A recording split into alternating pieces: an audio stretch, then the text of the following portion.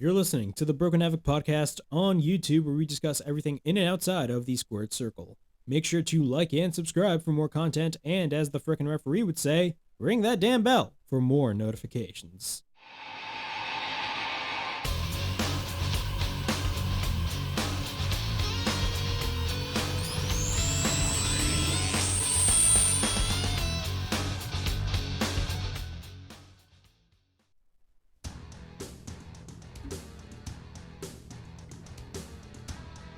What's up, everybody? It's Broken Havoc here, right here on the Broken Havoc podcast, here to review AEW Dynamite from May 11th, 2022. Overall thoughts on this episode of Dynamite. I thought this was a fantastic episode, to be quite honest with you. This episode from top to bottom was awesome. I absolutely enjoyed watching this show. Of course, the main focus of AEW Dynamite this week is the Owen Hart Cup Foundation, or the Owen Hart Cup Tournament, I might add, officially begins. We got two first round matches. We got Adam Cole versus Dax Harwood in the opening match, and we also got Jeff Hardy versus Darby Allin in the main event, which that match was anything goes. The Jericho Appreciation Society have their victory speech, but the BCC, the Blackpool Combat Club, come in, and also Santana and Ortiz and Eddie Kingston surround them, which teases blood and guts, which I'm definitely excited to talk about later on in this review. We got a lot of things to talk about. Of course, we had the contract signing with MJF and Wardlow. Of course, AEW Dynamite is taking place in Long Island, so you definitely know where the crowd is leaning here. CM Punk takes on John Silver as well. Again, lots of things to talk about right here on this awesome and amazing episode of AEW Dynamite. But before I get on with the AEW Dynamite review, make sure to like and subscribe to the Broken Havoc podcast right here on YouTube, in which we discuss everything in and outside of the squared circle. Make sure to like and subscribe for more content, and as the freaking referee would say, ring that damn bell for more notifications. Also, the Broken Havoc podcast is now available on audio platforms. It's available on Apple Podcasts, Spotify, Anchor, and Google Podcasts. So if you guys want to check out the Broken Havoc podcast in audio format, it's available on those platforms. All right, let's talk about Dynamite. Again, I thought this episode of Dynamite was a really good show from top to bottom. And one of the things that I love about AEW Dynamite almost every single week is the fact that the show is different. And, every week you get something different, and every week, there's a reason, like there's multiple reasons for you to watch the show. It gives me a reason to watch the show, and that's what makes me really interested. Of course, we had the Owen Hart Cup Tournament beginning with Adam Cole versus Dax Harwood, which is the opening match, by the way. So that's one of the reasons why, it's really important. Martha Hart was in attendance for this show as well, so it's great to see her. We got a lot of things to talk about right here on this Dynamite review. But again, one of the main reasons why I love AEW Dynamite so much is that almost every week we get something different. And getting something different in a wrestling show is really good, especially for the viewer, mainly because of the fact it's not the same old thing over and over again. This is why I have a problem with WWE programming. WWE programming is so repetitive, and they've been using the same formula for years, to the point where I just get bored off my teeth, in my opinion. But I want the show to get better. That's why I'm still watching. And also, I have a YouTube channel to run, so that's why I'm watching the shows. But overall, again, I thought AEW Dynamite this week was definitely a home run. Really, almost really nothing was wrong about this show, except for the outcome of Jeff Hardy versus Darby Allin, which I'll talk about that later on. I do get why they put over Jeff Hardy, but still, I felt like it could have been much better if we had Darby Allin take on Adam Cole next week, but we're not going to get that. We're going to be getting Jeff versus Adam Cole, but we'll talk about that later on. In our opening match, we got a first round, a quarterfinal round, I should say, of the Owen Hart Cup tournament with Adam Cole versus Dax Harwood. This is one of those matches where you definitely do see that unpredictability in nature. I actually, there were some parts of the match in which I thought Dax Harwood was going to win this match because of the fact that, all the promos that he's been cutting for the past couple of weeks on Dynamite, talking about the Hart family and how he loves the Hart family and all that stuff. Adam Cole, another one, he's definitely up the rankings as well. Not the match rankings, I'm just saying, like, he's definitely up there in guys that are possibly going to win this tournament. Like, the two guys that I genuinely see winning this tournament is either Adam Cole or Samoa Joe. One of those two guys I definitely do see winning this tournament. But overall, what are my thoughts on Adam Cole versus Dax Harwood? I thought the match was absolutely fantastic. It was a great match, great opening match to kick off Long Island in a Dynamite in Long Island. The Long Island crowd, man, the Long Island crowd is a pure example of no man's land. And this is definitely the no man's land factor is definitely going to be playing a factor when it comes to CM Punk versus John Silver, and it's also going to be playing a part in the contract signing between MJF and Wardlow. But I'll talk about that later on. But the match starts. Both Adam Cole and Dax lock up. Cole goes to the face of Dax. Both lock up again. We get a wrist lock by Adam Cole. We get a side headlock takeover by Dax. Cole then does his Adam Cole Bay and gets hit with a couple of chops and rights. Then we get a kick to the midsection, taking down Cole. We get repeated rights by Cole after that. Cole then goes for a neck breaker. At this point, Cole is in control. Dax then goes for a couple of right hands. We get a takedown by Dax for an inside cradle. But we get a bunch of inside cradle reversals by both Cole and Dax. Then Cole sends Dax shoulder first to the ring post. Then Cole then sends Dax to the steel steps onto the outside. Dax then again gets sent to the steel steps. Cole then tries to go for a stomp, but then gets hit onto the outside. Dax then fights back with a furious chop. Then Cole goes back in the ring. Cole then goes back to the outside and sends Dax Harwood to the ring post after that. Once we're back from commercial break, Dax then gets sent chest first furiously into the corner. And when I mean furiously, I literally mean furiously. Like, he gets sent chest first, so that was definitely painful to see. Dax proceeds to fight back, but Cole gains advantage, I should say. Then we get multiple German suplexes by Dax Harwood right there. So again, the Canadian style is really synonymous when it comes to German suplexes. Cole then fires back with a German suplex of his own, but then Dax hits the third German suplex. So basically what happened was Dax hit 2 German suplexes. Cole then hits one of his own, but then Dax fires back with the third.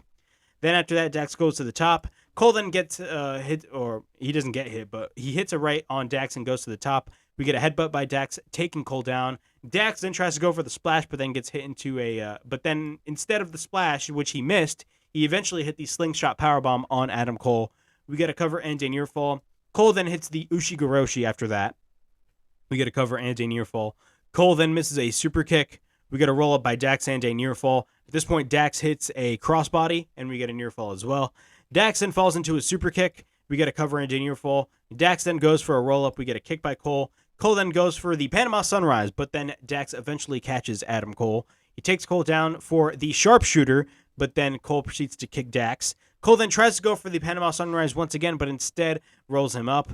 But then Dax manages to hit the pile driver out of nowhere, which was a great transition.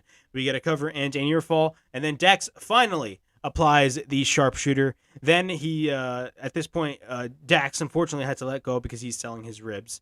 And he goes to the outside, and he falls down to the outside. Dax then tries to climb back, but falls back down. So basically, while the referee is counting up to 10, Dax is literally laid down on the floor. So you really thought something was going on, but then Dax comes back at the last second. He comes back in the ring. Then Cole takes him down for a sharpshooter. Then he applies the sharpshooter. Dax tries to go for the bottom rope, but then Cole pulls him back, which leads to Dax Harwood to tap out.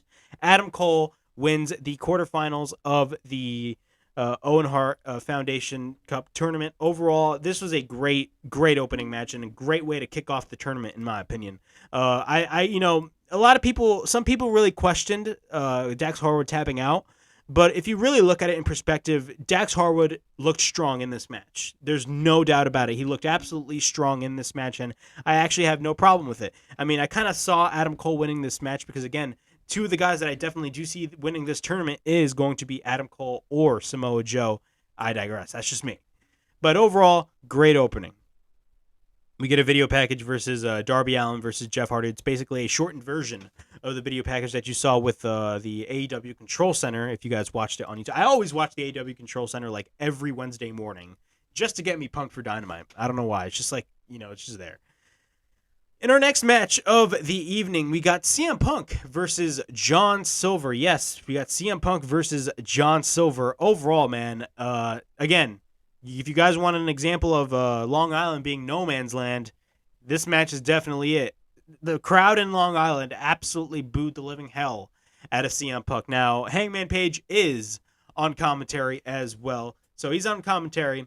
But CM Punk, again, he's getting booed furiously by the crowd because, again, this is MJF's hometown, and they still remember what happened last time that CM Punk was in Long Island as well. But we got CM Punk versus John Silver. It was a pretty short match, but overall it was a great match. Both lock up. Punk goes to the outside. Both lock up again. We get a side headlock by Punk, but then Silver then goes for a side headlock. Or no, not a side headlock. Shoulder tackle, my apologies. That's what Silver did. Then we get a hip toss attempt by Punk, but then Silver goes for a backslide pin attempt, but we get a near fall after that. Punk then goes back to the outside, but then Silver chases Punk. Punk then regains control once they're both back in the ring. We get a couple of body shots by John Silver. We get repeated rights by Silver. Silver then goes to the top, and then Punk throws him down, and then Punk hits a clothesline. Then what happens? We go to commercial break, and once we're back from break, we get a couple of leg kicks by Punk. Punk then applies the backslide, but then Silver escapes and hits a super kick, and then he hits a brain buster. We get a cover and a near fall. Then we get a right hand in the corner by John Silver. He goes to the top, but then Punk throws him down. Silver then goes back to the top and hits a tornado DDT. Yes, he hit a tornado DDT. We get a cover and a near fall. Silver then goes to the top, but then Punk escapes and hits a roundhouse kick. We get a running knee by Punk, and then Punk goes for a clothesline. Then he proceeds to hit the leg lariat after that on John Silver. Then, again, I did state earlier that, Long Island is no man's land, but like we got Johnny Hungy and CM Punk chants during this match, which is awesome to see. CM Punk then hits the buckshot lariat. We get a cover. Yes, he hit the buckshot lariat. My apologies. I didn't really pay attention to it, but yeah. CM Punk goes to the apron. He hits the buckshot lariat. Again, Hangman Page is on commentary. He hits the buckshot lariat, and what happens? 1, 2, 3. CM Punk won the match, and then which led to basically a pissed off Hangman Adam Page coming down to the ring and facing off against CM Punk. Then, Punk asks Hangman Page if he's mad. It seems like he's taking this personal, but he knows that these people don't like him. When it comes to them and the championship, it's not personal. It's just business. Again, it sounds very heelish by CM Punk. A lot of people were saying last week when Hangman was cutting that promo on Dynamite that, Hangman is going to be turning heel. No, they're not going to turn Hangman heel. This is a babyface versus babyface promo, but this is a situation in which Hangman is just like, he can't take it anymore, but it's not a situation where he's going full heel, but he's just, he's not just going to be a typical babyface wrestler just putting over CM Punk on a constant basis, because keep in mind, if this was WWE and we got CM Punk versus Hangman Page, babyface versus babyface, you would have gotten the champion constantly put over his opponent. Like, oh my God, he's a legend in this business. Like, that type of stuff I do not like. This is the type of build I really like when it comes to a babyface versus babyface dynamic for a main event level pay-per-view match at a pay-per-view. But after that, he states that it's just business. He talks about how he used to wake up every morning and ask himself if he is a good guy. He woke up this morning and asks if he was the champion, and he said yes. Says he will shake his hand at the end of Double or Nothing. He offers a handshake, but instead, Hangman Page does what Hangman Page does. He's taking no shit from nobody, and he flips the bird on the face of CM Punk, which was a really good dynamic to see, and the segment ends. A lot of people are saying that, this is one of those matches at Double or Nothing, which is it's definitely going to be creating that unpredictability nature. And I do understand that, but again, I am definitely, heavily, thinking that CM Punk is going to be winning at Double or Nothing. We're definitely going to be getting the Summer of Punk once again in 2022. But overall thoughts on this match. It was a great match. I love the match for what it was. I enjoyed it. Again, I love the crowd in Long Island. I feel like Long Island is going to start being one of those like crowds that really can't. It's starting to be a can't miss crowd, because every time when AEW goes to Long Island, you're gonna see it's going to be no man's land. And I've stated that for like the 5th time, but I don't give a single shit. Tony Schiavone interviews Jamie Hayter and Dr. Britt Baker, DMD. Britt talks about facing the Joker, and she proceeds to put over Jamie Hayter. We got a quarterfinal match in the women's side of the Owen Hart Tournament with Jamie Hayter taking on Toni Storm, which was a really good match in my opinion. And she says tonight that the Storm is over and all that stuff, basically saying that she's going to be beating Toni Storm. We got Danhausen. He's very nice, but very evil. His name is Danhausen. We got Danhausen versus Tony Nese. So, of course, this match, Tony Nese on Rampage this past Friday basically challenged Danhausen to a match, and we got it. Danhausen and Tony Nese. So basically what happens is Danhausen curses Tony Nese right in the beginning of the match. But Nese instead fires back with furious running kicks. Nice instantly buries the hell out of Danhausen and wins the match. Looked like something that came out of WWE, right? But Nice hits a running kick. Nice then he cuts a promo, says he's gonna embarrass internet wrestler memes. Mark Sterling then comes in and asks him to do it again. Nice then pulls down the knee pad, and then what happens? The cold-hearted, handsome devil Hook comes out. Yes, Hook comes out, and Nice retreats. But then Danhausen, both come in, and I believe they shook hands. I completely forgot. I didn't note that in my notes. But Hookhausen is now an official thing, and it was announced that on the buy-in, the pre-show at Double or Nothing, it's going to be Danhausen and Hook, aka Hookhausen, taking on Mark Sterling and Tony Nese. So that is definitely an interesting match to see on the buy-in. So great match. I love the dynamic between Danhausen and Hook. It gives it does give something Danhausen to do, but really, let's be honest, it gives something Hook to do. I do see, come the summer, Hook is starting to, after this whole Danhausen thing is over with, Hook is definitely going to be part of definitely huge programs, in my opinion. All right. Now we got one of my favorite highlights of the entire night, that being the MJF Wardlow segments. Now, man, we're in Long Island, and this is MJF's hometown. Overall, man, this segment was pure television gold. And I tweeted this out on Twitter because I was live tweeting. I always live tweet during the shows. I live tweet during Raw, Dynamite, SmackDown, Rampage, and pay-per-views. But damn, I mean, the crowd absolutely loved MJF. You honestly thought that they loved MJF the last time that they were in UBS Arena. Think again, because the crowd absolutely shit on Wardlow in this case. Wardlow comes out, and of course he comes out with no music and handcuffs. He's booed out of the building. And the video package that we get is arguably one of the funniest things I have ever seen in a wrestling show. We get a Dark Side of the Ring video package of how Wardlow supposedly screws over MJF, starting with, of course, the dog collar match between both CM Punk and MJF at Revolution a couple of months ago. Which, I mean, I can't lie, man. That once the Dark Side of the Ring logo popped up on my screen, I laughed my ass off watching that. I don't care what anybody says, man. I love that they put that, and it was like on the next season of Dark Side of the Ring. Because let's be honest, we do not know if Dark Side of the Ring Season 4 is going to happen. I hope we get a Season 4 of Dark Side of the Ring, because quite frankly, I've been enjoying Dark Side of the Ring so far. I think Dark Side of the Ring is a really good show. Now, granted, there's a lot of memes when it comes to Dark Side of the Ring, and there's a lot of negativity that comes out of every Dark Side of the Ring episode, especially key ones involving WWE. Let's be 100% real here. But overall, man, the fact that they added Dark Side of the Ring right here is just absolutely amazing. And also the interviews, man, you had Taz of all people. Taz on there was just absolutely the Taz's mannerisms in that video package just was hilarious. It was really funny. But MJ, after that video package, MJF comes out. The rat bastard is super over in his hometown. So he says that, MJF, of course, he's soaking it in just like, anybody that's staying comfortable in success would. And he grabs the mic and says, he tells Wardlow, now that's a symphony, bitch, which is awesome. Says he loves all these crazy sons of bitches, and now we have to talk to Wardlow, and then the crowd starts to boo Wardlow, which is hilarious. Talks about how this match is going to be David versus Goliath at Double or Nothing, but they're going to be going over the conditions that he needs to face MJF at Double or Nothing. So, again, now I understand why people can get a little mad at this because, in almost every major MJF feud that we have seen,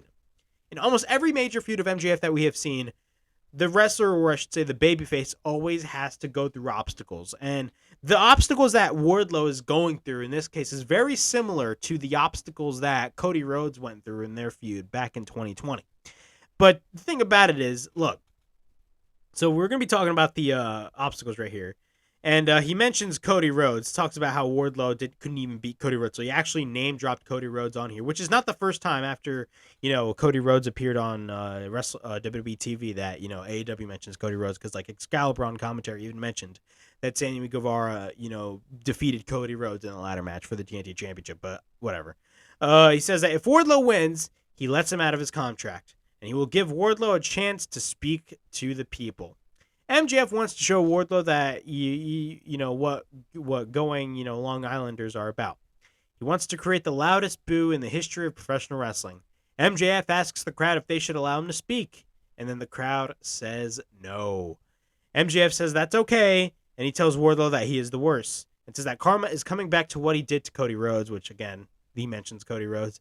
And he asks the crowd if he wants to talk about 2024, and says, the crowd of course wants to, but he says Boss Man doesn't want him to talk about that, which is absolutely hilarious. Which again, I love the fact that MJF is constantly talking about the bidding war of 2024, because the bidding war of 2024, ladies and gentlemen, is very, very, very real. He says he's going to get whipped, but he ain't going to whip him not once, not twice, not 3 times, not 4 times, not 5, not 6, not 7, not 8, not 9. And he points to Shawn Spears. And then Shawn Spears points at Wardlow, and he's like, 10. A little nod right there to Ty Dillinger, the perfect 10 right there, which I absolutely loved. So Shawn Spears will whip him 10 times. So he's going to get 10 lashes, just like what Cody Rhodes did back in 2020, which was a really hard segment to watch, by the way. Then he's going to have to wrestle Shawn Spears in a steel cage. But it ain't just no normal cage match. There's going to be a special guest referee. And that special guest referee is going to be yours truly, Maxwell Jacob Friedman. Says that they need to talk about if he loses. If he loses at Double or Nothing, he will never be able to sign a contract with AEW again. And then MJF uncuffs him. And then Wardlow signs the contract, but Wardlow proceeds to attack the security. Then he takes out Shawn Spears. And then he attacks MJF, but then Sterling applies a sleeper hold, but then Wardlow takes him down. And then powerbombs Mark Sterling through the table. Overall thoughts on this segment. I really enjoyed this segment for what it was. It was an absolutely fantastic segment. I don't care what anybody says. The segment was just bar none, flat out amazing. Definitely just the dynamics that you see. One of the things I really love about MJF is he just doesn't give a single shit what he says on the microphone, and that's what a heel is supposed to do. And he keeps kayfabe alive, man. This guy is always in character on a constant basis. But overall, man, the crowd in Long Island was absolutely amazing, and not only that, it was just a great segment. And also, I like that little nod to Dark Side of the Ring as well. We got Jungle Boy versus Ricky Starks for the FTW Championship. Yes, the FTW Championship is on the line. Overall thoughts on this match. Again, this was a really good match as well. The match starts. Both lock up. We get both go for a couple of technical wrestling in the beginning stages of the match. Starks slaps Jungle Boy around. We get a waist lock applied by Jungle Boy, and then we get a couple of shots to the back of Ricky Starks. Then we get a waist lock by Starks. After that, Jungle Boy goes for a takedown. And then he goes for a snapmare by Ricky Starks, or I should say Starks goes for a snapmare. We get a side headlock takeover by Jungle Boy. We get a slap by Jungle Boy. Then Starks goes for the knee, but then Starks then goes for a springboard takedown. Jungle Boy then does the same thing, and he proceeds to hit a drop kick. At this point, Starks goes to the outside. Once we're back from break, Starks picks up Jungle Boy, but then Jungle Boy counters into a tornado DDT. We get a cover into a near fall. Starks then goes for a backslide. Starks then wants to go for the Rochambeau, but then Jungle Boy counters into a bridge pin attempt, but we get a near fall. Starks then tries to go for the Rochambeau again, but then Jungle Boy hits a super kick. Then we get a cover and a near fall, but then Jungle Boy tries to pick up Starks. Starks proceeds to escape, and then he proceeds to hit one of the best spears in the business right now. Starks hits, I guarantee, I don't care what anybody says, man. You can talk about Edge and all that stuff. Edge hits an amazing spear, and he's one of the best hitters of the spear, of all time. But I'm talking about today, man. Starks can hit that spear beautifully. He connects perfectly, but that's just me. So Starks hits the spear. We get a cover and a near fall, but then Jungle Boy applies the snare trap. But then Starks gets his hands onto the bottom rope, but then Starks goes for a cutter on Jungle Boy throat first onto the top rope. Starks then wants to get the belt, but then Swerve comes in. We get a roll up by Jungle Boy, and then we get a near fall, but the referee is not there. So then Starks tries to hit the, I should say he doesn't try. He hits the Rochambeau, and we get a cover, and he retains the FTW Championship. So basically what happened was Swerve basically was interfering in the match, and, he tried to take out Powerhouse Hobbs and all that stuff. But what happened was, Jungle Boy tried to go for the pin, but the referee wasn't there. So after that, Jungle Boy questions Swerve, And then what happens after that? Cage and Luchasaurus come in. They seem pissed off as well. Again, Cage, actually, I'll talk about that later on, but then the babyfaces surround Starks and Hobbs at the end. And after that, it leaves both Cage and Jungle Boy in the center of the ring, which Cage proceeds to hug Jungle Boy, and the segment ends. So, I shouldn't say the segment, but the match ends. But overall, man, where does this lead to? I mean, I definitely do see a Christian Cage heel turn. I mean, I think it's just really obvious for that to happen because, I mean, for the past couple of weeks on Dynamite, you definitely have seen Christian Cage just acting like a piece of shit to Jungle Boy, especially Jungle Boy. So I definitely do see a heel turn coming Jungle Boy's way, or I should say Jurassic Express's way, if that makes any sense. But yeah, and after that, where does this lead to? A lot of people are saying this is going to be leading to a 3-way tag team match for the AEW Tag Team Championships with Jungle Boy and Luchasaurus defending the titles against Starks and Hobbs and Swerve and Keith Lee. I mean, I like the idea of that, but at the same time, if we do get that match for Double or Nothing, where is that going to leave at FTR? Because I feel like FTR are the guys to take the AEW World Tag Team Championships from Jurassic Express, in my opinion, because FTR is absolutely on a roll. But yeah, man, we'll have to wait and see in the near future. I mean, we're only like less than 2 weeks away, or I should say 2 weeks away from Double or Nothing on pay-per-view in Las Vegas. All right. We got the Jericho Appreciation Society victory speech. A bunch of sports entertainers, these guys are. Jeff Parker, I'm still going to call him Jeff Parker because I completely forgot his name. Yes, I don't care what anybody says. Jeff Parker basically calls the crowd once again the AEW Galaxy. He welcomes us to their victory speech. Matt Menard, I believe that's his name, asks the crowd what really turns him on, and what turns him on is the fact that they get to stand here and be a part of the JAS. Then Jericho gets the microphone. He moved away from Long Island because it was a dump. And then says that the crowd knows it sucks, and he calls himself a wizard. And then he says that they did exactly what they were going to do, and after that, they won and they are gone. Then they said that he burned Eddie Kingston's space, and besides, he needs to take care of his wife, make sure he makes her feel better. But if he doesn't, he should give him a call, which Jericho's an absolute savage. Then after that, Garcia gets the microphone. Says every time a pro wrestler steps into the ring with a sports entertainer, the sports entertainer wins every time. But what happens after Daniel Garcia gets the microphone? Jon Moxley, yes, Jon Moxley, a part of the Blackpool Combat Club, comes out. So he comes out, and he takes his time to come into ringside, and then Jon Moxley comes out, and Jericho says he gives him one chance to basically change his mind and leave. He says that there's one of them and 5 of them.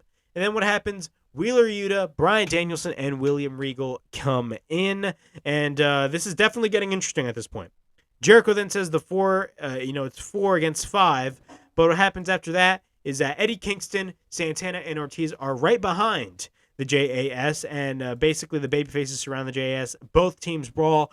William Regal eventually actually managed to get a right hand on Chris Jericho, which is awesome to see. And the BCC and Santana and Ortiz and Eddie Kingston stand tall. Where does this lead to? A lot of people say that this is going to be leading to a big multi-man match, possibly at Double or Nothing. Honestly, from the way I look at it, we're definitely getting blood and guts between these two. I mean, I feel like this is going to be this year's blood and guts match between the Blackpool Combat Club, plus the Santana Ortiz and Eddie Kingston taking on the Jericho Appreciation Society. Now, I don't think since the match is going to be 5-on-5, I do not see Wheeler Yuta being a part of the match, mainly because of the fact that I believe Wheeler Yuta is going to Japan to be a part of the Best of the Super Juniors, correct me if I'm wrong. So Wheeler's not going to be there, but it's going to be Santana Ortiz, Eddie Kingston, Bryan Danielson, and Jon Moxley taking on the entire JAS. And they're going to be having a face-to-face segment. Both factions are going to be having a face-to-face segment next week on Dynamite, which is definitely going to be really interesting. Not only that, when does this blood and guts match happen now? People are saying it's going to happen in the summer. I hear some people saying it's going to be happening at Double or Nothing, which if you really want to give a reason for people to watch the pay-per-view, I mean, people are going to watch regardless people are going to buy the show regardless for CM Punk and Hangman Page. But if you really want to make this card really awesome, include the blood and guts match. Now, you do run the risk of, like, possibly the blood and guts match basically stealing, the Thunder away from, like, maybe a Thunder Rosa versus Serena Deeb or CM Punk versus Bryan Danielson. But again, man, if you really want to make Double or Nothing a can't miss show, which already it's definitely already it's a can't miss show, but really, let's be honest, man, if they added a blood and guts match at Double or Nothing, because think about it, it makes perfect sense. How many rings does a blood and guts match have? 2 rings. And what is the name of the pay-per-view? Double or Nothing, Blood and Guts. It fits perfectly with the Las Vegas theme. In my opinion, it fits perfectly there. I definitely do see a Blood and Guts match happening in the near future. Do I think it's going to be happening at Double or Nothing? I hope so, but probably it's going to be happening in possibly after Double or Nothing. But I'm definitely excited to see where this goes. Jamie Hayter versus Toni Storm in the women's side in the first round quarterfinals of the Owen Hart Foundation tournament. Overall, this is a great match. Storm eventually gets the win, beating Jamie Hayter, which was, I wouldn't necessarily say it was pretty obvious because, like, some people stated that Jamie Hayter was going to win this match, but I definitely saw Toni Storm winning this match. Both lock up. We get a side headlock by Storm. We get a side headlock by Hayter. We get a roll up and a near fall. Storm then goes for a lateral press and a near fall. Both then apply the knuckle lock. We get a takedown by Hayter, and then we get a near fall multiple times. Then after that, we get a shot to the midsection by Jamie Hayter. Then we get a shotgun dropkick by Storm, and then both are on the outside. Storm then sends her to the guardrail, but then both get back in. Hayter then hits a boot, sending Storm to Storm back to the outside. Once we're back from commercial break, both women exchange chops. Then both go for elbow strikes, knocking them both down. We get a hip attack by Toni Storm, and then she hits a tornado DDT, sending Jamie Hayter to the outside. Storm then hits a tornado DDT on Hayter on the outside again. Then Hayter then goes back in the ring. Storm goes to the top, and then we get a crossbody by Toni Storm, and then we get a near fall. Hayter then goes for a backbreaker. After that, we get a cover and a near fall. We get a German suplex by Toni Storm. Hayter then hits the Uranagi on Storm onto the apron. Both then go to the top. Then we get a headbutt by Hayter. Hayter then hits a superplex after that. Then she tries to hit a superplex, but then Storm goes for the inside cradle and a near fall. Storm then goes for a backslide and gets actually, no, she doesn't go for the backslide. We get a near fall. And then she proceeds to hit the Storm Zero on Jamie Hayter and gets the win. And Toni Storm advances in the Owen Hart Cup tournament. Overall, I felt like this was definitely the right decision to make. I feel like, Toni Storm is definitely one of the favorites to win this tournament, in my opinion. And, next week is definitely going to be really interesting because we are going to be getting Britt Baker versus the Joker. And, who knows who the Joker is going to be, but some people are saying Athena. Some people are saying, there's a lot of different possibilities. And we're actually getting 2 Jokers next week, so keep an eye on that because it could possibly be a new signing or something, but we're gonna have to wait and see what happens in the near future. We get a backstage segment with Frankie Kazarian, but Sammy Guevara and Ty Conti come in, the people that nobody likes. They come in and says that the man that Kazarian knew is dead. Kazarian says that he can trust himself, and then Sammy all of a sudden says that he will SC you later, which was absolutely really funny to see.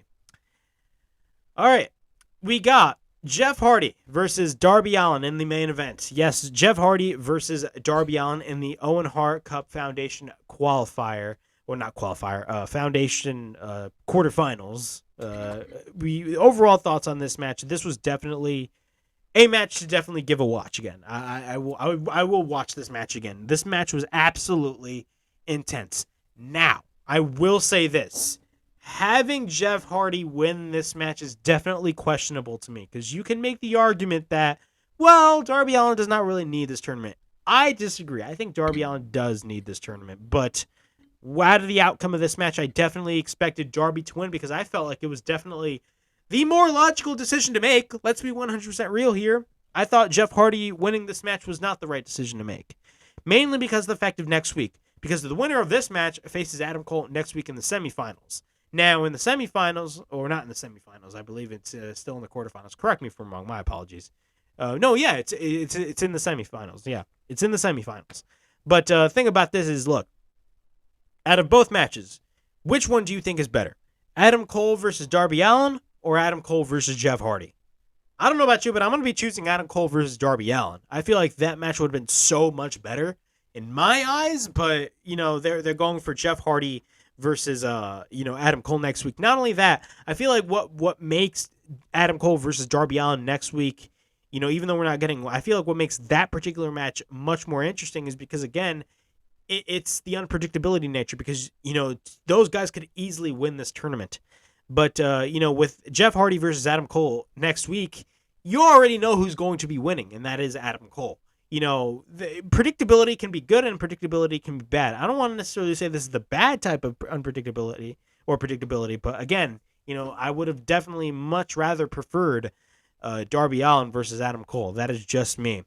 But I'm not saying that this match was bad by all means. In fact, this match was absolutely, if there's one word to describe this whole match, and this whole match was definitely, either anarchy or, just absolute mayhem. Like, this match was just absolute mayhem.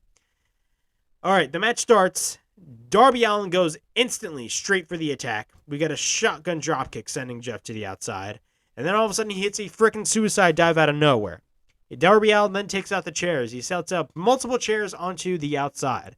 Then Jeff picks up Darby and then sends him face first to the steel steps. Jeff then sets up the table. Then he Irish whips Darby, but then Darby jumps over the steel steps. But then Jeff all of a sudden hits a clothesline.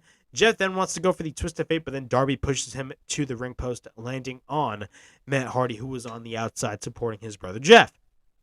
Jeff then hits the twist of fate on Darby Allin to the middle rope. But then Jeff takes out a really high ladder, and I mean a high ladder.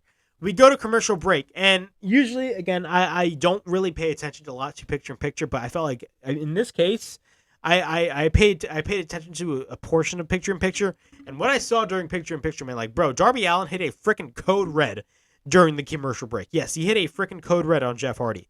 Once we're back from break, Jeff goes up the ladder. Darby then takes Jeff down, landing onto the outside. Then he goes up the ladder, that being Darby Allin. And Darby Allin, and keep in mind, the ladder is in the ring, and Jeff Hardy is on top of the pile of chairs that is on the outside. Darby Allin, this guy, hits a freaking senton off the top, and I'm talking about a really high senton. Like, this guy is insane. If you really look at the visual, like Justin Roberts on his Instagram, he posted a video of how high, like, of Darby Allin doing that, like, in real time. Like, bro, it is super high. Like, I don't know how he could survive that. Again, Darby Allin and Jeff Hardy, what makes this match interesting is the way how it's basically how both of those guys are similar to one another because both are daredevils, both are risk takers. And Darby, man, I always make these comparisons, but like Darby Allin is definitely similar to Sabu. And he's similar to Sabu in a way that, he just doesn't give a shit about what happens to his body. Because look at Sabu, man. Look at all the barbed wire matches that Sabu had in ECW, XPW, whatever the hell he was at, TNA. I mean, I instantly think of that barbed wire massacre match at Turning Point 2005 with Abyss. Like, bro, Sabu's insane. Darby Allin is exactly like Sabu regarding the risk-taking, aspect of it. But he hits a senton off the top of the ladder. Both then get back in the ring. Darby then goes to the top. He goes for the coffin drop, but then turns around. He proceeds to hit a coffin drop on Jeff Hardy onto the apron. Jeff then takes Darby to the top of the steps. He takes him down. Then Jeff goes to the top, and he hits a swanton bomb. But then Darby escapes, and Jeff lands onto the steel steps, which looked absolutely painful, by the way. Like, bro. Like, how... I mean, hitting a swanton bomb and then having Darby, like, just escape...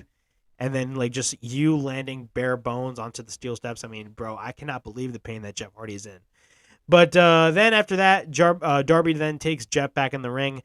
Darby proceeds to hit a coffin drop. And then we get a roll-up by Darby.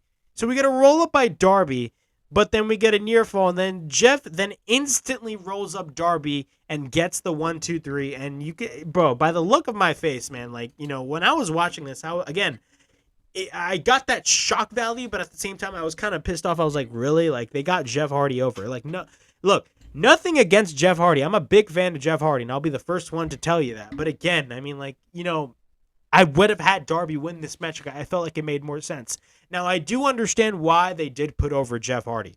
And the reason why they put over Jeff Hardy, if you guys paid attention, it was after this match, you had the Elite, the whole Undisputed Elite, come out and face off with Jeff Hardy from the stage. So, and again, we had that face off last week with Jeff Hardy versus Bobby Fish. After the match, you had the Young Bucks face off against the Hardys, potentially teasing a match between the Young Bucks and the Hardys at Double or Nothing. Now, we've seen that match so many times in Ring of Honor, but bro, I would love to see that match, especially at Double or Nothing. So, definitely, I definitely do see the Undisputed Elite potentially, or I should say the Young Bucks, potentially causing, Jeff Hardy in the match. So I feel like that is the reason why they booked Jeff Hardy to win. That is just me. But overall, again, I felt like Darby Allin would have been the better opponent for Adam Cole next week. But that was my thoughts on AEW Dynamite from May 11th, 2022. Overall thoughts on this show, I absolutely really enjoyed the show for what it was from top to bottom. Literally, there was almost, in my view at least, nothing wrong with the show. I really enjoyed what I watched. It was a fun show. All the matches that we saw, again, Adam Cole versus Dax Harwood, Jeff Hardy versus Darby Allin, CM Punk versus John Silver. Again, all of these matches were definitely important, and the crowd in Long Island, man, is probably, I don't want to say one of the best crowds in wrestling now, but like they're getting there. Mainly because of the fact that this is like the 10th time I've stated this, but again, Long Island is known as no man's land. But anyway, guys, that is it for my AEW Dynamite review. Please like, subscribe, comment down below, push that bell for notifications, and be on the lookout for more videos right here on the Broken Havoc podcast. And as always, it is Broken Havoc, signing out.